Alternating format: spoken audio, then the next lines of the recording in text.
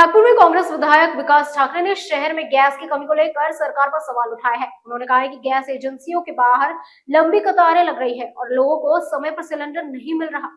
मौके मिलने पर वे ये मुद्दा विधानसभा में भी उठाएंगे।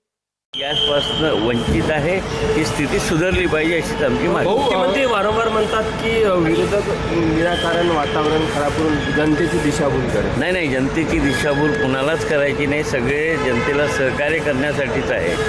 आम्ही 2 दिवस ही स्थिती पाहिली आणि स्वतः गॅस एजन्सीमध्ये ज्या पद्धतीने केव्हाही नंबर लावायचे, आता ते तुमचं 28 दिवस झाल्यानंतरच नंबर लावत आहे.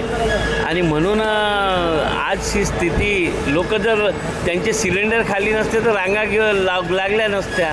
आपण सगळ्या गॅस कंपनींच्या गोडाऊनमध्ये किंवा त्यांच्या दुकानांमध्ये पाहाल तर या रांगा लागल्या, ह्या सिद्ध करतात की कुठे ना कुठे गॅसचा तुटवडा आहे. भाऊ, अनेक हॉटेल्समध्ये सिलेंडर नसल्यामुळे हॉटेल्स बंद होत आहेत. तुम्ही हा प्रश्न विधानसभेत मांडणार आहे का? नागपूर शहरात रुग्णालय, हॉस्टेल मोठ्या संख्येने विधानसभा अध्यक्षांनी या विषयावर बोलायची जर संधी दिली तर जरूर हा मुद्दा आम्ही